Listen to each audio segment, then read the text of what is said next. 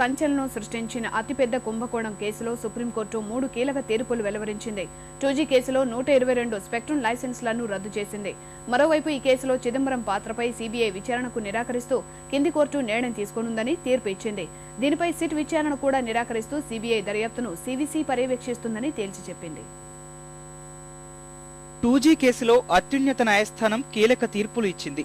మాజీ టెలికాం మంత్రి ఏ రాజా హయాంలో 2008లో కేటాయించిన 122 స్పెక్ట్రమ్ లైసెన్స్లను కోర్టు రద్దు చేసింది.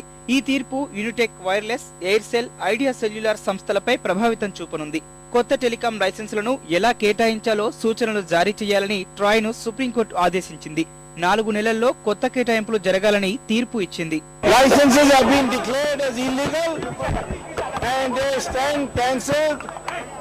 But there is a 4-month period in which the companies can enter into negotiations with the government, and then some of the companies who are totally unfit to receive the license, I assume that means Swan and Unitech, they have been fined, and the court has said that the government must now get the market value of these licenses.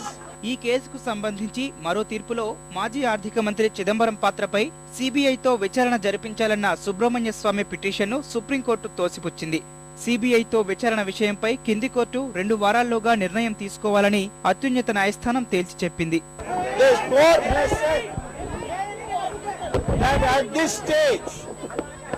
Since the matter is in the trial court and the orders have been reserved, the trial court is perfectly competent to decide on this matter whether Mr. Chidambaram should be proceeded against or not. ఇక చివరి కీలక తీర్పులో CBI విచారణను ప్రత్యేక దర్యాప్తు సంస్థ పర్యవేక్షించాలన్న పిటిషన్ను court తిరస్కరించింది. కేంద్ర నిఘా కమిషన్ సీవీసీ పర్యవేక్షిస్తుందని తెలిపింది.